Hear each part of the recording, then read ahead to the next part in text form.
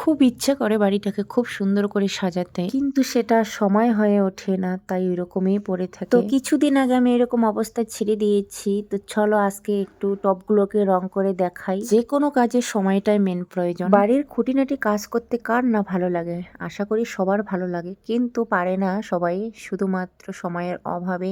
ছোট বেবি যাদের আছে তাদের তো একদমই সময় হয় না। তো সেম আমার এরকম পরিস্থিতি। আমার ছেলে এখনো বড় হয়নি সেরকম, বরং একটু ছোট থাকাতে কাজ করা যায়, কারণ সবাই তখন একটু কোলে নিতে পারে। কিন্তু এখন একটু হলেও বড় হয়েছে, সে 3 বছর প্লাস চলছে। তো এই সময়টা কিন্তু যে কোনো বাচ্চা একটু বেশি দুষ্টুমি করে। যাই হোক, ঘর সংসার বাচ্চা কাচ্চা সামলিয়ে যতটুকু সময় পাওয়া যায় ততটুকু আমি এই কাজে লাগাতে পারি। অনেক কয় বছর আগে আমি এই টবগুলোকে রং করে সাজিয়ে রাখছিলাম। এগুলো তেলের কৌটা, সবাই দেখে বুঝতেই পারছো। অনেক দিন থেকে পরিষ্কার করা হয়নি, তাই অনেক নোংরা জমে আছে। তাই আমি সবার প্রথম এগুলোকে আমি একটু ন্যাকড়া দিয়ে ধুয়ে পরিষ্কার করে মুছে নিয়েছি। তো এরপর আমি প্রাইমার লাগিয়ে নেব, তার উপর আমি কালার করব, তাহলে কালারটা বেশি ভালো লাগবে আর কি দেখতে। কিন্তু এই টবগুলো তো আমি বাড়িতে বানাতেই পারি, কোনো অসুবিধা নেই। কিন্তু মেন সমস্যা হচ্ছে আমার কাছে কোনো ফুলের গাছই নেই। বাজারে কয়েকটা মাঝের মধ্যে আসে, তখন আমি নিয়ে আসি, কিন্তু তবুও পাওয়া যায় না সব দিনে।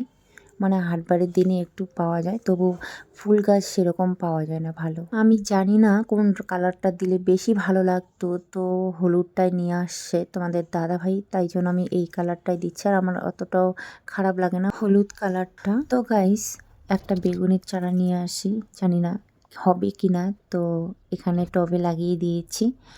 তো ভালো লাগে যারা এরকম করে বাড়িতে ছোট ছোট চাষবাস করে, ভীষণ ভালো লাগে। আমি শুধু ওই ভিডিওগুলোই ফলো করি। তো এখন সাজিয়ে রাখার পালা। কয়েকটা পেঁয়াজের চারা এখানে পুঁতে দিয়েছি।